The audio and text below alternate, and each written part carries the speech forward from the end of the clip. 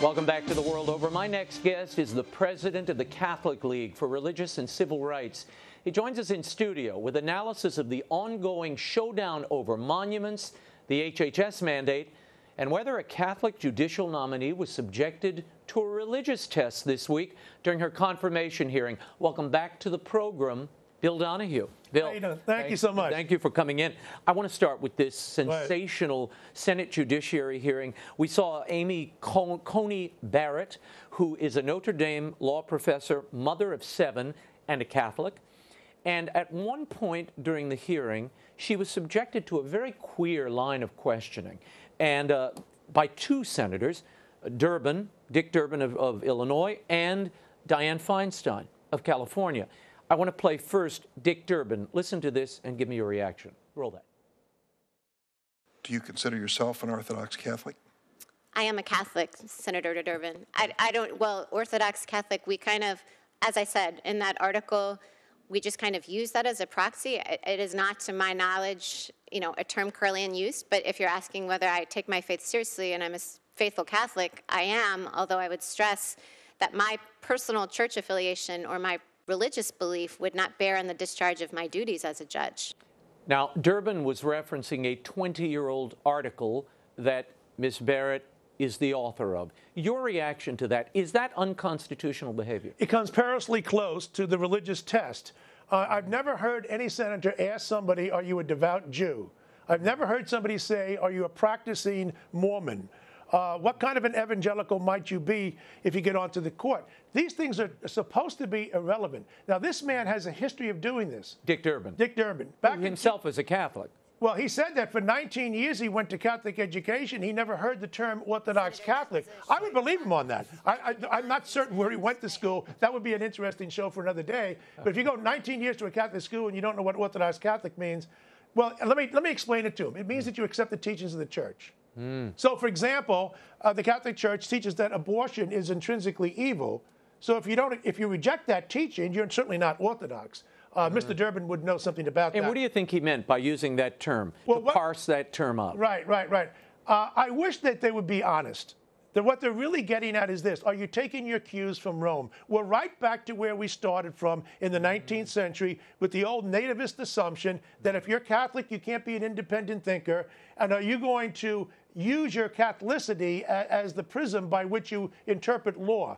He knows where he's going with this. Why not be man enough to come out and say, listen, if you're a practicing Catholic, I don't know if you're fit to be on the bench. Let him make that argument instead of being coy about it. Catholics need not apply is basically what you Well, that's what he's going there. Yeah, you check your Catholicity at the door. Let's watch this. This is Senator Dianne Feinstein. And again, she too is musing and referencing this woman's faith. Now, remember, Amy Barrett, the article in question and her long history of articles mostly reference the fact that a judge can't afford to overlay their personal religious belief atop their judicial reasoning, that these are 2 separate entities. Scalia, whom she clerked for, often wrote about the same thing. Watch this, Dianne Feinstein. I think in your case, Professor, when you read your speeches, the conclusion one draws is that the dogma lives loudly within you. And that's of concern. Bill Donohue, I sense the dogma lives loudly in you as well. Quite frankly, I think the bigotry looms large in her. And matter of fact, Dianne Feinstein, just like Dick Durbin, same thing, roll the clock back 12 years ago. John Roberts is up for the Supreme Court. Yeah. And what does she do? She questions him on his Catholicity. They have anti-Catholic bigots working on the staff of Senator Feinstein and Senator Durbin. You can't have 12 years apart and go ahead and have this kind of a quasi-religious test that is perilously close to a religious test, which is unconstitutional. They never do this about any other religion, just our religion. And what they're basically saying is this. You know, if you're a Catholic and you may be pro-life, that will color everything you do. Raymond, if you're a lawmaker, it's okay for you to have your religiously informed conscience dictate to some extent what you're going to think is good for the public. A judge has a different charge. I don't want a Catholic who's pro-life and who accept the church's teachings, to let that inform them the way they interpret the Constitution. They have a different charge than an executive branch or the judicial branch has. So I think the question begs the issue again. Are we back to where we started from in the 19th century? The old nativist assumption that you take your judicial cues from Rome, you're not an independent thinker, and this is basically a way of trying to screen you out. If somebody said to Ruth Bader Ginsburg, you're a secular Jew, and you're coming up for the Supreme Court, as she was back in the 1990s, and you were the ACLU's point girl on reproductive freedom, can you tell us how your secular thought and your secular upbringing in a Jewish household, how that might affect you? And when you look through the ACLU prism, people would go crazy. Oh, no, there'd be lawsuits. Right. So no, this is an invidious, pernicious attack on this woman, Professor Barrett at Notre Dame. They should be man enough and woman enough to come out there and say, we think that you're going to take your thoughts from Rome, and therefore you're not suitable for the bench. And it's I haven't seen this kind of anti-Catholicism since actually Feinstein and Durbin did this 12 years ago. It's curious that you use the They have a history on this. That the dogma lives loudly within you. Right. I had a lot of emails today that said, what about Dianne Feinstein's dogma on abortion and certain rights? And I mean, she has her own dogmatic beliefs that wend their way into her policy. And what about Durbin, who doesn't understand what an Orthodox Catholic is? I actually had to inform him in my letter today because I wrote to both of them. Right. You wrote them 2 letters. Why did you write them letters? What do you want? What do you expect? And we also had everybody contact Senator Grassley, who is the chairman of the Senate Judiciary Committee, to probe this issue. What's going on here about the propriety of asking these kinds of questions? If Durbin doesn't even know that there's something called Orthodox Christianity, he thinks that we invented the term Orthodox. Has he ever heard of Orthodox Jews? I mean, these people are amazing how they always consider themselves to be the most tolerant people on the block, and the bigots are somehow the Trump people. They are the biggest bigots. They're well-educated, and they're very clever in the way they mask it. You pull off the mask, and what you get is a redneck. You believe this is anti-Catholic bigotry? There's no question it is, because all you have to do is to substitute Catholic for Jew, or for Mormon, or for some other religion, Muslim. Could you imagine that you had a practicing Muslim up there, and they're asking him whether or not your interpretation of the Quran will affect you on the bench? That your views scream loudly as dogma to us? Are you an Orthodox Muslim? Can you imagine the firestorm over that? No, but we're supposed to take it because we're Catholics. Let's shift gears. I want to talk about the monuments. We've been seeing this ongoing dialogue, worse than a dialogue. We've been seeing really acts of violence, people tearing down monuments on their own, mayors and city councils taking down monuments because sections of the society considered these monuments and mementos offensive. Most recently, St. Junipero Serra in California was splattered with red to indicate the blood.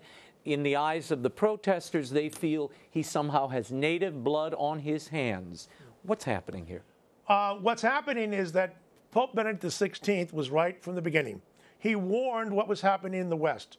Multiculturalism and is ripping apart the Western Judeo-Christian roots of our civilization. And that if a free society is going to exist, you have to honor the past. Right. We know that everybody who's been a famous public person doesn't come to the table with his hands clean. There's no such thing as Mr. Clean. And this is the most contrived controversy I've seen in my lifetime, because up until about a week from yesterday, nobody ever bothered about this issue. You had one case, South Carolina, Nikki Haley, here and there. But all of a sudden, we have people in the streets, and what are we going to do? All these people, do they really want to go down the line? I'm prepared to tell you about some people tonight who we honor, and I think we should. But once you find out some other things about them, I guess we have to break those statues too. Yeah. What do you think is driving this, though, in the macro? Right. Is it to sweep from history and the memory of a country certain individuals that you perhaps find offensive, or a story you don't want to tell? What's driving it? Hatred. Is it iconoclast? No, it's hatred. There's nothing noble about this, not amongst the leaders. There might be some innocent people in the country who have been drawn into this. Hatred of the West. Look, it began in the 1960s, 70s, and 80s when we knocked down the nativity scenes. And they decided, well, you can't have prayer in the schools, okay? Then we went to multiculturalism in the 1980s. There's no such thing as one civilization being better than the other. It's all an attack on the Judeo-Christian ethos, that which makes Western civilization what it is. Benedict understood this better than anybody. And now what you have is the idea that if you have a hero out there, we're going to find out that, well, there are things in his life that we don't like and which we could all agree might be morally reprehensible, and we're going to use the standards of 2017. That's the prism by which we're going to look at, and you don't measure up. And the people who are making these judgments are people like Mayor de Blasio in New York City, who says that black people don't have a right to have a billboard talking about abortion. He said it was good to ban that from New York City. I mean, you take a look at the people. You have riots in the street by people who say it was just, one of the things I've been looking at here are, what about the abolitionists? Now, this is something I've been looking at very carefully. Quite frankly, the people in this country, William Lloyd Garrison, Frederick Douglass, wonderful people. They were also anti-Catholic. Almost all of the abolitionists were notoriously anti-Catholic. Why? Well, the Pope, you see, had a slave grip on the people. Slavery was wrong, and so was the Catholic Church, because it didn't allow independent thinkers. I think Senator Feinstein and Senator Durbin would probably agree with that. And so that's why I say nothing really much has changed in all this particular time. But you have the feminists involved, and you have Elizabeth Cady Stanton, a notorious anti-Catholic bigot, as was Angelina Grimke. Now, these people were called the liberals in the 1830s, 40s, and 50s. They were in favor of rights for African Americans. I applaud them. They were in favor of rights for women. I applaud them. And they hated Catholics. And they were all run by the Pope. They're the ones who, like Lyman Beecher, one of his daughters, of course, was Harriet Beecher Stowe of Uncle Tom's Cabin. He was leading the charge on this. That's why they burnt down all the convents, beginning with the Ursuline convent in Boston. The violence that took place as a result of this bigotry. Look at the Ivy League schools. Harvard University had several presidents who owned slaves. Take a look at the origins of Yale, Dartmouth, Columbia. Go outside the University of Pennsylvania. I've looked at this. It's an astonishing record. So here's my question. Are you asking that those monuments come down to the people you just mentioned because they were all anti-Catholic? Now, Samuel Morse, telegraph guys, Morse code, okay? They got a statue of him in Central Park. Notorious anti-Catholic. Frederick Douglass, anti-Catholic. Henry Ward Beecher of Lyman Beecher, that lineage. Cadman Plaza, Brooklyn, they got a statue of him. I don't want them taken down. But I want to make a point to Mayor de Blasio and to this country. If you want to play this game, and that's what it is, it's a game, that you're going to cherry pick and you're going to say certain people don't measure up. I'm going to point out all the anti-Catholic bigots in the ranks of the people whom you regard as heroes.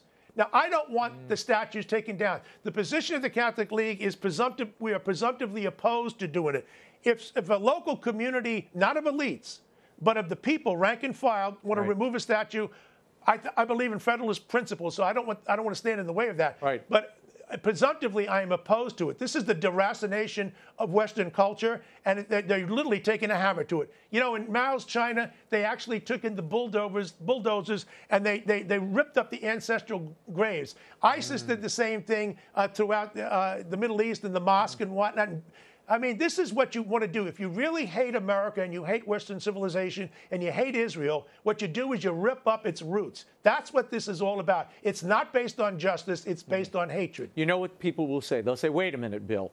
These were traitorous leaders of a secessionist movement that sought to enshrine slavery as a national way of life, and that was beaten back, and we should have no vestige or memory of any of these men. So what are we going to do with Increase Mather, the president of Harvard, and Eliot, and all the others who were there? What about Thomas Jefferson? What about Rutherford? Ben Franklin? And what about Ralph Waldo Emerson? They have a statue of him at Harvard University, another anti-Catholic. I mean, you can go right down the line. John Adams, Samuel Adams, Ulysses S. Grant, Millard Fillmore, Rutherford B. Hayes. I mean, take a look at Edgar Allan Poe and some of his writings. Take a look at Melville and some of his writings. These are the heroes on the part of the left. And I'm simply saying, you're not going to persuade me that all your guys are good guys and all my guys are bad guys. What are you playing, some little stupid kindergarten game? What about MLK? Oh, Martin Luther King, another man who's, of course, should be celebrated for the great good that he did in bringing whites and blacks together. Yeah. We know he was a womanizer. We know he was a violent womanizer. The night before he was killed, he took a woman and threw her across his bed. How do I know that? Because I can read. Take a look at Ralph Abernathy's book about this. He shared the room with Martin the night before. He also plagiarized his dissertation from a guy by the name of Boozer and the same department in theology at Boston University, copied word for word whole sections of it. Boston University hasn't even denied it. Now, because he was a womanizer, because he was violent, and because he was a plagiarizer, these are serious marks against Martin Luther King Jr. Does that detract from the good that he did in bringing whites and blacks together? No, it doesn't. Not at all. But again, I'm tired of people saying, well, we have St. Martin over here, Thomas Jefferson over here. Of course, he belongs down there with Dante in the circles of hell. I mean, I don't know where these people are coming from. If you're informed about history, you know that nobody comes to the table with his hands clean. So let's stop this little game. Well, my feeling is history is replete with examples of great nobility in a life and dark shadows in a life. And our history as Americans are made up of this entire gumbo of people, good, bad, and indifferent. Right. We have to acknowledge it. We owe it to our children and to the future to preserve this memory, good or bad. Tell the whole story. I want the whole story of Robert E. Lee. I want the whole story of Beauregard, who spent the post-war years after being a general in the Confederate Army, spent his fortune building schools for black children, free schools. That story is a worthy and good one to tell.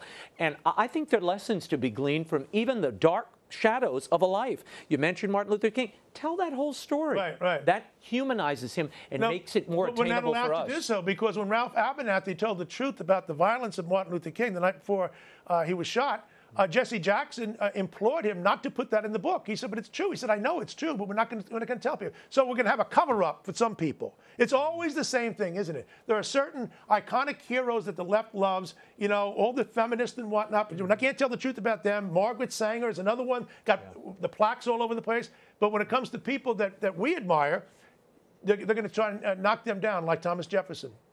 What about the explanatory plaque? Some have said just put an explanatory plaque there. That's enough on some of these monuments. I don't think anybody's going to turn around and look at a plaque. I think if you want to talk about the complicated legacy of great people in world history, then do it. Columbus was full of contradictions. Jefferson was full of contradictions. We're all full of contradictions. Right. Tell the truth. But this little bit of plaque, this is another way to appease people. And who are we appeasing? Antifa? I mean, these hoodlums out there? What's all about? No, it's to me, it's disrespectful to the future and to our children. We deny them the opportunity to hear that story. And I'm for more statues. I want statues everywhere. Put up a new monument. You don't like one? Put a better one up across the street. The Ivy League colleges have a big cross to bear on this. And so, too, by the way, does Georgetown University. Not just because of their slave owning. I'm talking because they have a tenured professor working there today in 2017. His name is Jonathan Brown. And he believes that slavery and rape are okay, provided it's done by a Muslim.